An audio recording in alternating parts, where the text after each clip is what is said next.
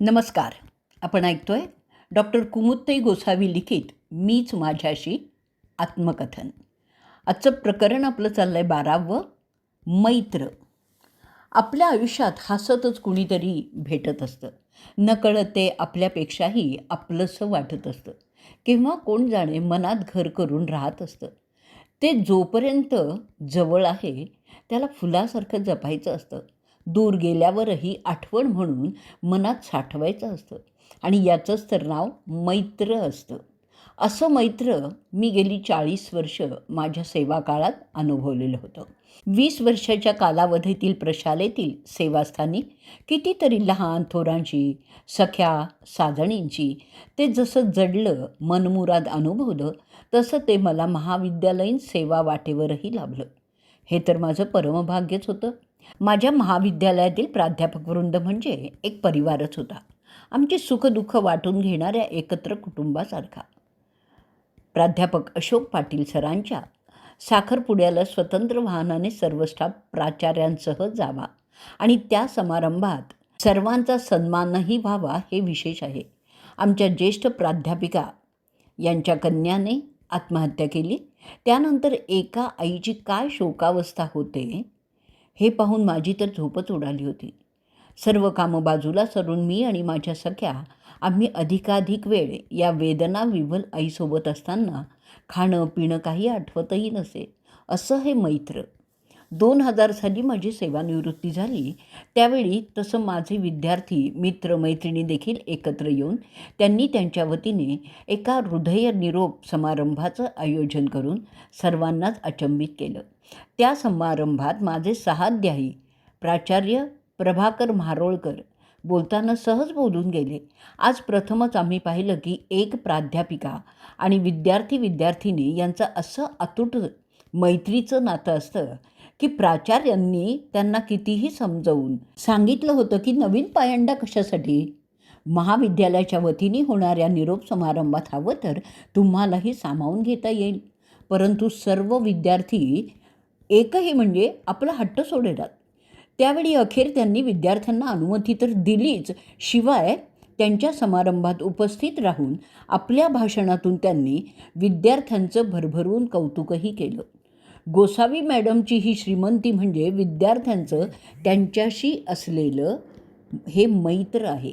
असं भाग्य सर्वांना लाभावं यासाठी प्रार्थना करणारे प्राचार्य माळी सरही अशी श्रीमंती दाखवून गेले. शिक्षण आणि संस्कार हे जीवन जगण्याचं मूलमंत्र आहेत.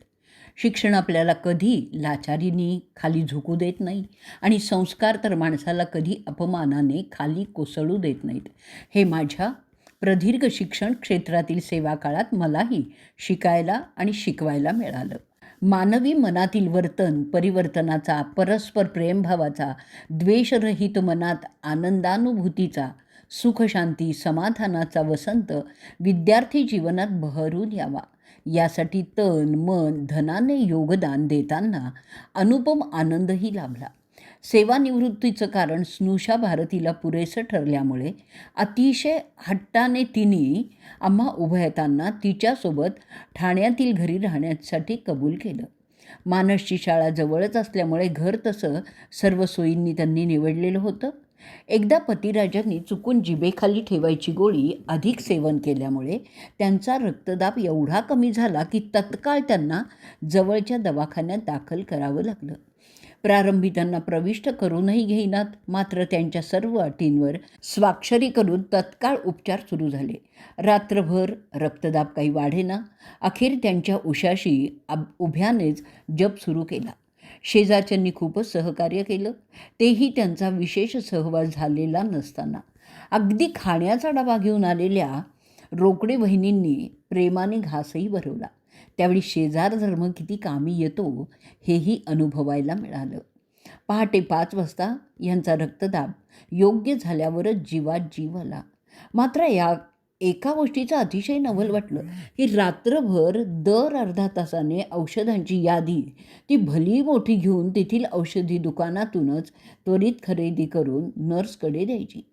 एकाच वेळी एका रुग्णाला एका रात्रीतून एवढी औषधं, इंजेक्शनच कशी काय दिली जाऊ शकतात हे कोडं मात्र मला कधीही उलगडलं नाही.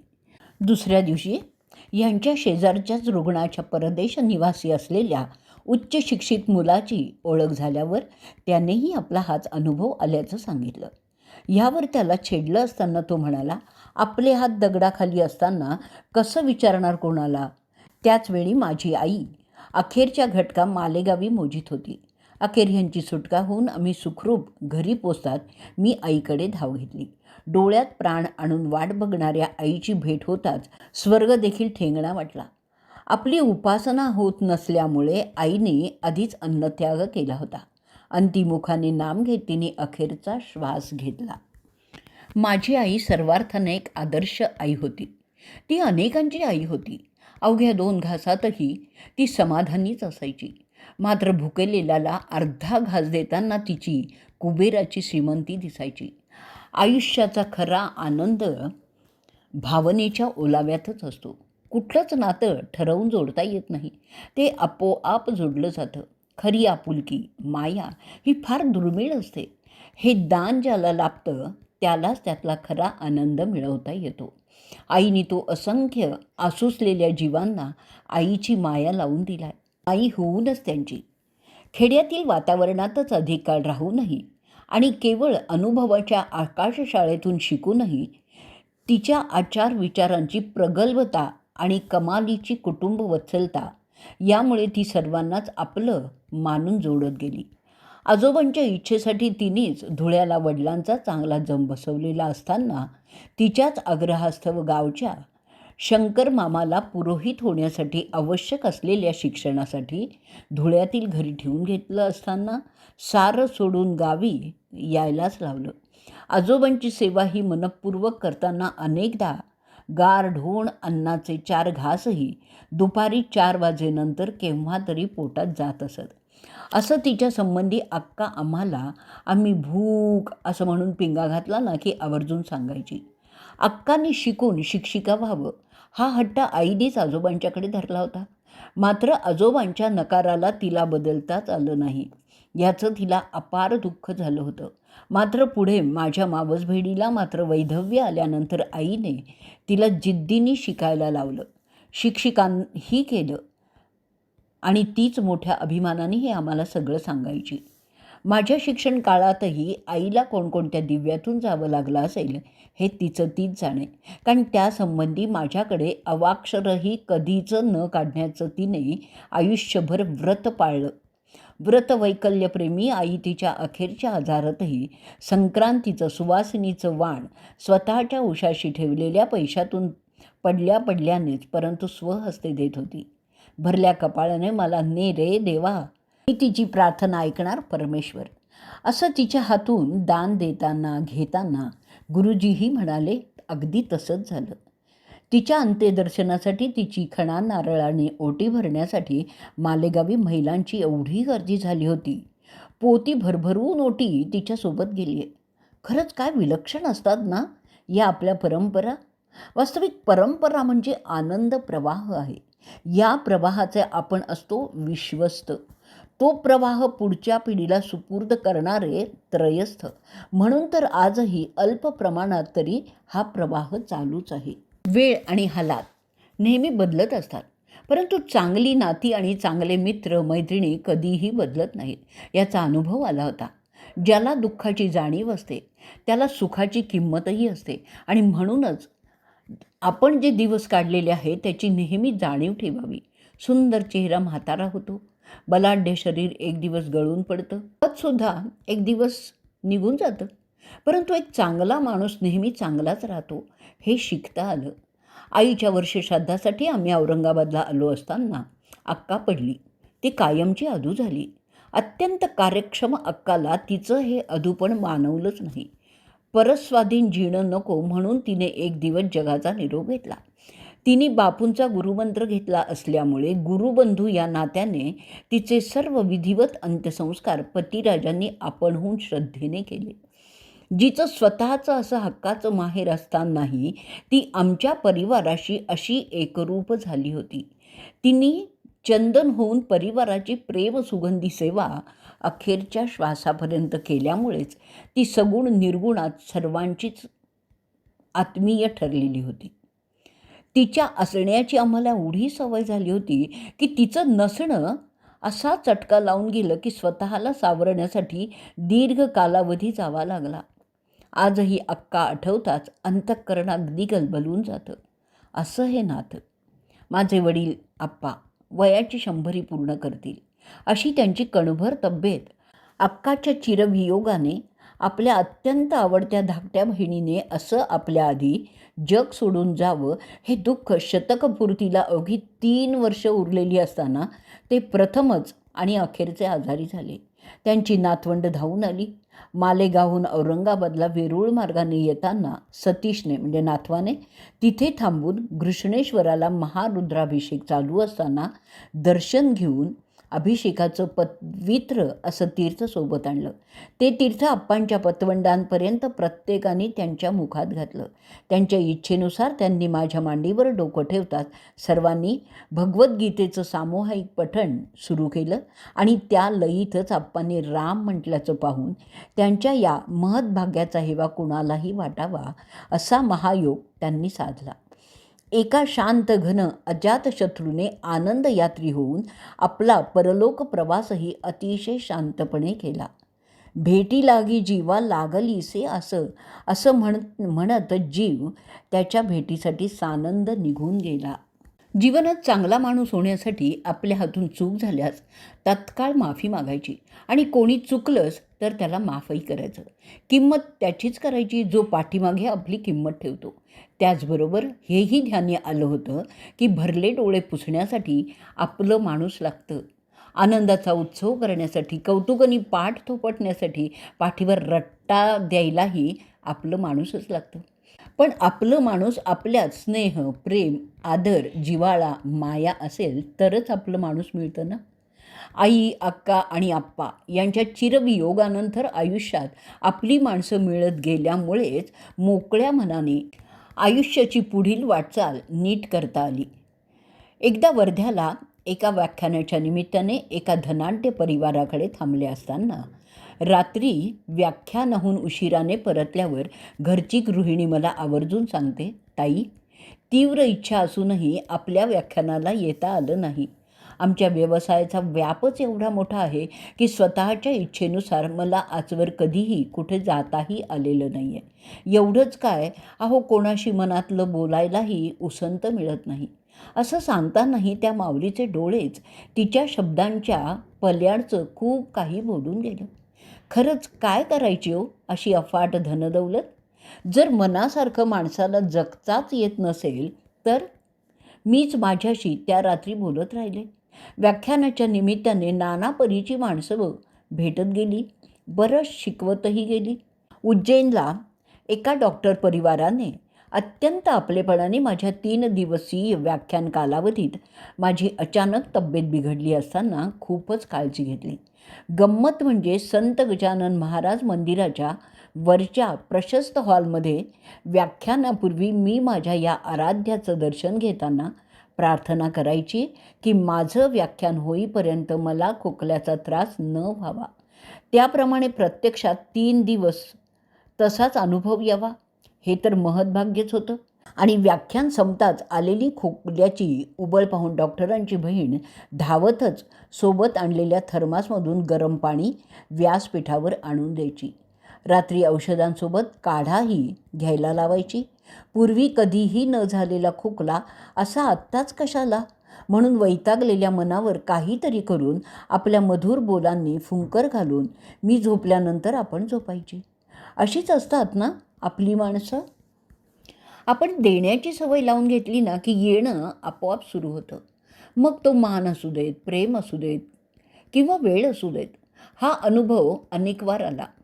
व्याख्यानाच्या निमित्ताने संवाद कौशल्य कसं असावं आणि कसं नसावं हेही जगद्गुरू संत तुकोबांच्या अनमोल शिकवणीतून शिकता आलं.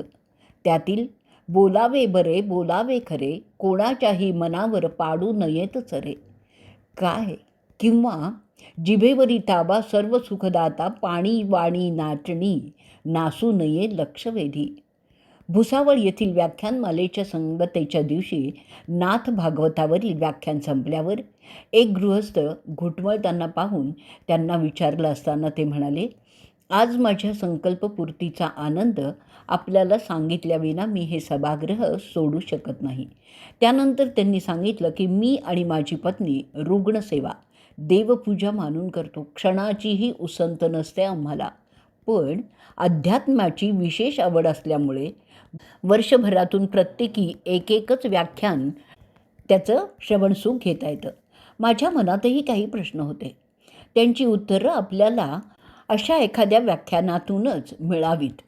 ती कोणाला विचारून मिळवायची नाहीत असा माझा संकल्प होता आणि आज माझ्या प्रत्येक प्रश्नाचं उत्तर मला नाथ भागवतातून मिळालं हे तर माझं महत् भाग्यच आहे. त्या डॉक्टरांना झालेला अपार आनंद त्यांच्या डोळ्यातून पाझरताना पाहून मलाही गहिवरून आलो. नाथ भागवताला, नाथ प्रतिभेला मी मनोमन शतकोटी वंदनही केलं. पिंपळगावी एका साधी टीही नसलेल्या आडवाळण्याच्या खेडेगावी मला त्यांच्या गावच्या शारदोत्सव महोत्सवातील प्रवचनासाठी सतत 3 वर्ष जावंच लागलं. गावप्रमुख एकदा येऊन निमंत्रण देत, नंतर येऊन आपल्या जीपने थेट कार्यक्रमस्थळीच घेऊन जात असत. गावच्या भल्या मोठ्या मोकळ्या जागी एक गावठी असं व्यासपीठ उभारलेलं. तिथे एका जागी शारदेचा रानफुलांचा हार घातलेला एक फोटो, समोर एका छोट्या परातीत महाआरतीचं सर्व सामान, बसायला एक कांबळं, स्वागताला रानफुलांचीच एक माळ आणि प्रसादाला गूळ शेंगदाणे असायचे. गावोगावाहून बैलगाडीने आलेले भाविक जमिनीवरच दाटीवाटीनी बसलेले असायचे. प्रवचन त्यांना रुचेल, उमगेल अशा शैलीतून किमान 2 तास करूनही श्रोते हृदयाचा कान करून ऐकायचे.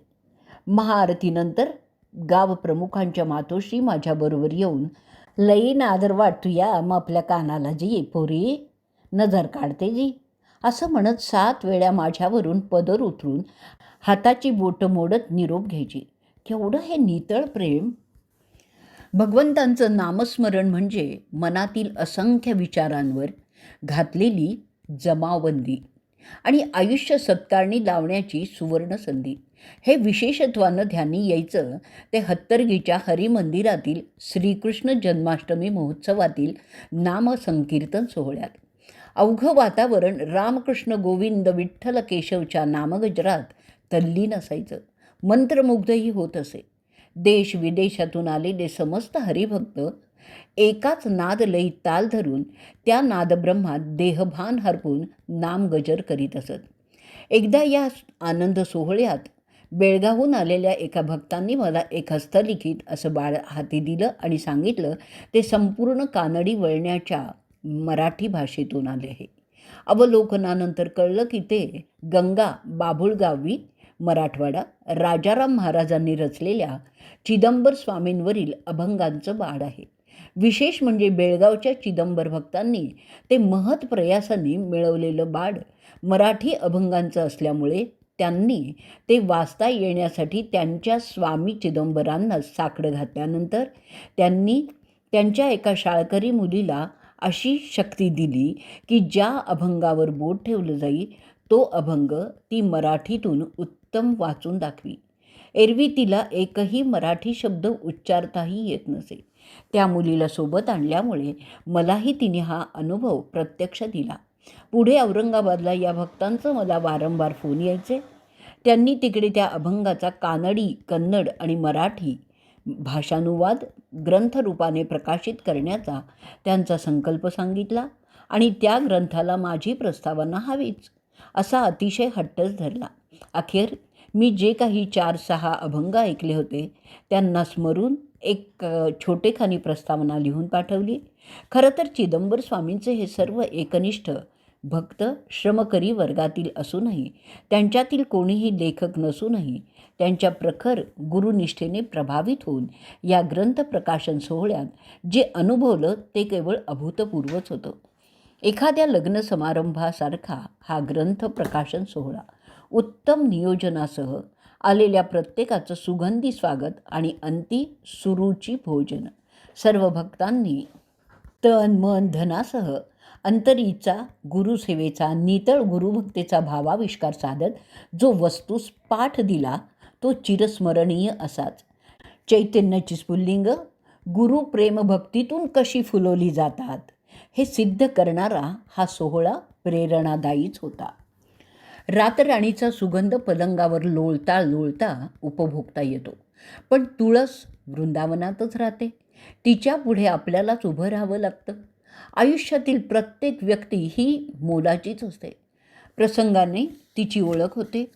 गंगा बाभुळगावला बेळगावच्या या चिदंबर स्वामी भक्तांनीच राजाराम महाराजांचं हस्तलिखित साहित्य सुरक्षित ठेवण्यासाठी श्रमदानाने आणि स्वखर्चाने एक हॉल बांधून त्याच्या लोकार्पण सोहळ्यासाठी मला बोलवलं. त्यावेळी झालेल्या भेटीनंतर श्रीरामपूरचे चिदंबर महाउपासक उमाकांत कुलकर्णी यांनी राहुरीला त्यांच्या चिदंबर स्वामींवरील ग्रंथ प्रकाशन समारंभासाठी आवर्जून निमंत्रित केलं. मला घेऊन जाण्यासाठी गाडी आली.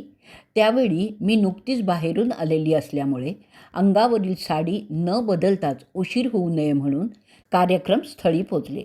तिथली भव्य सजावट पाहून खरं तर अवाकच झाले. प्रवेशद्वारापासून पुष्पवृष्टी करीत ज्यावेळी व्यासपीठावरील प्रमुख स्थानी बसावं लागलं त्यावेळी सर्व प्रकार ध्यानी आला. परिचयाच्या भाषणातून भाऊ कुलकर्णींनी बेळगावच्या स्वामी भक्तांकडून सत्प्रेरणा घेऊन आपला महाराष्ट्र ही साहित्य साधनेत संपन्नच आहे हे सर्वज्ञात व्हावं या जाणीवेने त्यांनी संत महंत मान्यवरांना आमंत्रित करून एका अतिभव्य सोहळ्याचं आयोजन केलं असल्याचं विनम्रपणे जाहीर केलं. आणि एकाच व्यक्तीच्या साक्षीने बेळगावप्रमाणे राहुरीलाही गोसावी ताईंच्याच हस्ते या ग्रंथाचं प्रकाशन व्हावं हा महायोग साधला जात आहे असा आनंद व्यक्त केला. उमाकांत भाऊंच्या महान कार्याची या निमित्ताने ओळख तर झालीच, परंतु नंतर व्याख्यानाच्या निमित्ताने अनेक वार होणाऱ्या भेटीगाठीतून त्यांनी जोडलेली विविध क्षेत्रातील लहान थोर माणसं संख्येनं तर विपुल होतीच, परंतु भाऊंच्या मार्गदर्शनानुसार आयोजित प्रत्येक कार्यात स्वतःला कशी झोकून देत सेवा करीत होती याचा अनुभव यांच्या दिगंबर गोसावींच्या देवी भागवत कथेचं भव्य दिव्य आयोजनातून विशेषत्वाने आला. सुनियोजनाचा एक आदर्श पाठ मिळाला. माणसाची ही खरी श्रीमंती पाहून एक आगळाच आनंद प्राप्त होतो. आपल्या अनुयायांवर अलोट प्रेम करणारा माणूसच खरं तर हे असं असीम वैभव अनुभवतो. हेही खूप काही सांगून जातं नाही का? आयुष्य अतिशय सुंदर आहे ते अशा माणसांच्या प्रेमात जग पडतं म्हणूनच. अशा व्यक्तीला अशक्य गोष्टी सहज शक्य होतात हे पाहून मन सर्वार्थाने संतुष्ट होतं. माणसाला कोणतंही कार्य करताना त्रास होत असूनही प्रामाणिक राहणं, संपत्ती असूनही साधं राहणं, अधिकार असूनही नम्र राहणं, राग आला असतानाही शांत राहणं यालाच आयुष्याचं व्यवस्थापन म्हणतात हे कळलं. जीवनात जिंकायला थोडा उशीर होतो, पण सत्य कधीच हरत नाही. संघर्ष करत असताना माणूस एकटाच असतो आणि यशस्वी झाल्यावर दुनिया त्याच्यासोबत येते. हा अनुभव खरं तर आयुष्यात अनेकांना येतही असतो हे ध्यानी येतं. डोकं शांत असेल तर निर्णय चुकत नाहीत. भाषा गोड असेल तर माणसंही तुटत नाहीत. बोलताना शब्दांची उंची वाढवावी, आवाजाची नाही. प्रार्थना आणि विश्वास दोन्हीतही अशी ताकद आहे की अशक्य ते शक्य करतात याचा प्रत्यय आलाय. एक दिवस कमलाकर सोनटक्के दिल्लीहून NSDच्या संचालकांना घेऊन घरी आले. NSDचा अभ्यास चालूक्रमात त्यांनी भारूड विषय घेतलेला होता, परंतु पुस्तकं मिळेनात म्हणून त्यांनी भारुडासंबंधी माझी मुलाखत घेतल्यावर भारुडांवर आधारित पुस्तक लिहिण्याची गळ घातल्यामुळे 2003 साली माझं भारूड भावार्थ हे पुस्तक प्रकाशित झालं. पुढे त्याच्या प्रतिवर्षी किमान 2000 प्रतींच्या आवृत्त्याही निघत गेल्या. कारण नाथषष्ठी उत्सवात येणाऱ्या वारकरी भक्तांचा भारूड हा जिव्हाळ्याचा विषय. वारीत सोंगी भारुडांचं आकर्षण. विशेष म्हणजे मुंबईत आयोजित कार्यक्रमात NSDच्या विद्यार्थ्यांशी संवाद साधताना त्यांना आश्वासित केलेल्या कालावधीतच हे पुस्तक प्रकाशित झालं. याचं एक आगळंच समाधानही लाभलं. या पुस्तकाने पुढे अनेकांना सत्प्रेरणा देत काहींना निरंजन भाकरेसारख्या कलावंतांना भारूड रत्न पदवीने गौरवितही केलं. निरंजन भाकरेसह मुंबई दूरदर्शन सह्याद्री वाहिनीवर सादर झालेला आमचा संतगाथा कार्यक्रम लोकप्रियही झाला. जवळजवळ वर्षभर भाकरेंचं भारूड गान आणि त्यावरील माझं निरूपण याचा आस्वाद जनता जनार्दनांनी घेतला. त्याचं खरं श्रेय एकनाथी भारूड संहितेलाच आहे. संत प्रतिभेला पडलेलं एक सुंदर स्वप्न म्हणजे एकनाथी भारूड. 300हून अधिक सुमारे 161 विषयांवरील भारूड रचना नाथ प्रतिभेतून साकारली गेली आहे. तीही पारंपरिक लोकधर्मी नाट्यांचा बाज सांभाळीत, लोकभाषा, लोकपरंपरा आणि लोकसंस्कृती अनुसरत लोकरंजनातून लोकप्रबोधन करणारी ही एकनाथी भारूड लोकमानसावर गारूड करत अतिशय लोकप्रिय झाली. हे विशेषच नाही आहे का? दगडात देव दिसतो, गाईत माता दिसते, कावळ्यात तर आपले पूर्वजही दिसतात, पण माणसातच माणूस का दिसत नाही? ज्या दिवशी माणसाला माणसात माणूस दिसेल त्या दिवशी देवाला सुद्धा प्रसन्न व्हावंच लागेल. कोणत्याही सुखाच्या क्षणी आपण होशमध्ये असणं ह्यातच त्या क्षणाची अपूर्वाई असते. आपलं कुणी अनुकरण किंवा द्वेष करायला लागलं की समजावं की आपला उत्कर्ष होतोय. काही प्रसंगांनी हेही ध्यानी आणून दिलं आहे. गोव्यातील संत साहित्य संमेलनात सहभागी झाल्यापासून सारखं वाटायचं की गोवेकर जर संमेलनातून संत साहित्याचा एवढा गौरव करू शकतात तर आपण नुसतेच मराठवाडा ही संतांची भूमी आहे असं का म्हणायचं? या विचारातूनच आम्ही संत साहित्य शिक्षण आणि संशोधन प्रतिष्ठान या संस्थेची स्थापना करून श्री ग तथा दादा बापट अध्यक्ष तर सचिवपद मी स्वीकारून पहिल्याच बैठकीत संत साहित्य संमेलन औरंगाबादला आयोजित करण्याचा निर्णय घेऊन वेगाने कामाचा शुभारंभही केला. संमेलनाध्यक्ष म्हणून प्राचार्य राम शेवाळकर, उद्घाटक श्री किशोरजी व्यास यांची मान्यता. 3 दिवसीय कार्यक्रमाची संपूर्ण रूपरेखा, त्यातील योगदात्यांची संपर्क, आर्थिक नियोजन, मान्यवरांचा सहभाग आणि लाभलेल्या कार्यकर्त्यांचं उत्स्फूर्त योगदान, रंगलेले परिसंवाद, सांस्कृतिक कार्यक्रम आदींनी हे संमेलन न भूतो न भविष्यती असं संस्मरणीय झालं की 2003 हे वर्ष आम्हा सर्वांसाठी चिरस्मरणीयच झालं. या संमेलनात चित्रमहर्षी व्यंकटेश देशपांडे यांनी आपल्या संत एकनाथ महाराज यांच्या जीवन कार्यावरील अत्यंत चित्ताकर्षक चित्रप्रदर्शनांनीही उदंड नेत्रसुख देऊन गेली. लावलेली चित्र काढताना माझे पाणावलेले डोळे पाहून श्री देशपांडे यांनी ती सर्व चित्र मोठ्या मनाने माझ्या हाती देत म्हणलं, ही चित्र आता आपली, आपण याचं काय ते करावं. काय म्हणावं या दातृत्वाला? मला तर कुबेराचं धन मिळाल्याचा आनंद भावविभोर करून गेला. पुढे प्राचार्य रामभाऊ शेवाळकरांनी त्यांच्या गावी परतवाड्याला संत साहित्य संमेलनाचं आयोजन केलं. अतिशय थाटामाटात संमेलनाचा सोहळा, परंतु एका महनीय अतिथांनी आशीर्वादपर भाषण एवढं लांबवलं की सर्वांच्या आनंदाला गालबोटच लागलं. समारोपाच्या भाषणात रामभाऊंनी विशाल अंतःकरणाने बोलून दाखवलं. औरंगाबादच्या संत साहित्य संमेलनात प्रभावी होऊन या संमेलनाचं आयोजन केलं. मात्र कुमुत्तई गोसावींचं संमेलन आयोजनातील वेळेचं गणितसूत्र मला पाळता आलं नाही, याची मी खंत जाहीर करतो. शेवाळकरांच्या सागराहून अथांगतेचीच ही साक्ष होती. ज्ञानाशिवाय भक्ती आंधळी आहे आणि भक्तीशिवाय कर्म आंधळं आहे आणि ज्ञान, भक्ती आणि कर्म याशिवाय जीवन आंधळं आहे असं मानतात. सुकवून मस्तक तुझ्या पाऊली, नाम घेते तुझे विठू माऊली. वरदहस्त लाभो तुझा सकलांसी, ठेवा सदैव आम्हा लेकरांसी. असा मनोभाव व्यक्त करण्याचा सुयोग वाना उत्पात यांनी पंढरपूरला रुक्मिणी माता महोत्सवात प्रवचन सेवेसाठी बोलवल्यामुळे आला. याची देही याची डोळा, जीवीची जीवलग, विठू माऊलीला अगदी जवळून डोळ्यात साठवताना अवघ्या वारकरी माऊलींच्या अखंड ध्यासातील श्वासातील विठू माऊलींचं स्मरण झालं. त्यांना त्यांच्या या विठू माऊलीच्या दर्शनाची एवढी आस का लागत असावी याचंही उत्तर मनोमन मिळालं. कळस दर्शनातही त्यांना वारी सफल झाल्याचं समाधान कसं लाभत असेल हेही कोडं उलगडलं ते त्यांच्या या दर्शनापाठी. त्यांची मानसिकता ध्यानी येताच त्यांच्यातील आंतरिक एकरूपतेला वंदन केलं गेलं.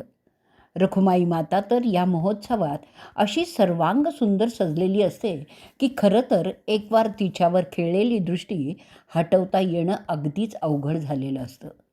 तिचा महिमा गातानाही मन मोहरून जातं. मातेसंबंधी मुक्तपणाने बोलणं खरं तर कसोटीचंच आहे. तिच्या अंतःकरणपूर्वक केलेल्या सेवेचा मेवाही मोठाच मिळाला. साक्षात विठ्ठलाच्या गळ्यातील पुष्पमाला उत्पातांनी ज्यावेळी आम्हा उभयतांना प्रसाद म्हणून दिली त्यावेळी अंतरी अनंत आनंद लहरी उसळून आल्या. असाच आनंद ठेवा लाभला.